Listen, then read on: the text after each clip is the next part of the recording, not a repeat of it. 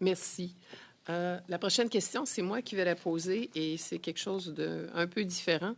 Elle concerne l'article 65-95-1 de la loi sur l'usage du français au sein des entreprises privées de compétences fédérales.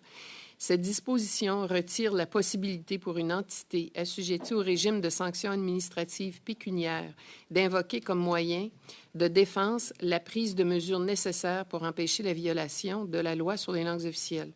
Nous avons entendu les inquiétudes d'Air Canada à ce sujet. Mon bureau a fait un suivi avec le ministère du Patrimoine canadien qui nous a fourni l'explication suivante, et je cite, « Les institutions fédérales ont des obligations de résultats et non de moyens. Ce type de défense n'est pas disponible en cas de violation de droits linguistiques, étant donné la nature même de ces droits. Il s'agit de droits fondamentaux. En outre, le principe de l'égalité réelle fait en sorte qu'une telle défense est impossible.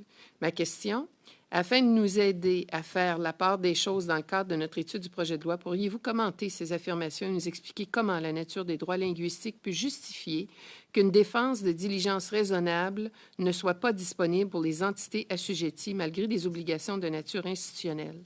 Alors, j'aimerais entendre votre opinion juridique à ce sujet. Est-ce qu'il y a quelqu'un qui veut se mouiller?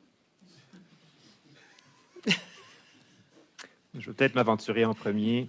Je dois vous avouer ne pas avoir étudié la disposition en question de façon détaillée, mais de façon générale, l'explication que vous avez lue me paraît exacte, en ce sens que le fait qu'il y ait une explication ou un raisonnement circonstanciel qui explique pourquoi on a porté atteinte à un droit linguistique ne permet pas de faire en sorte qu'il n'y a pas eu de violation. L'existence d'une violation s'établit de façon objective et absolue, là, si vous voulez. C'est une obligation de résultat.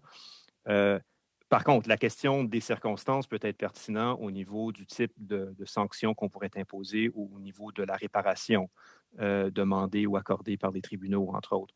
Donc, une institution qui, pour des raisons tout à fait hors de son contrôle, a été incapable lors d'une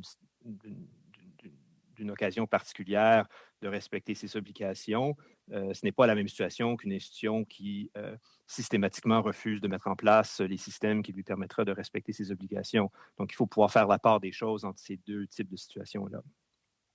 Merci. Est-ce que Maître Doucet ou Maître Néo-Marc, vous avez des commentaires? Non, moi, je crois que mon collègue, le professeur Labelle-Lisbonne, a très bien expliqué. Moi aussi, je ne me suis pas penché sur cette disposition-là, donc je ne voudrais pas m'aventurer beaucoup plus loin que ce qu'il a dit. J'appuie entièrement ce qu'il a dit. Merci beaucoup.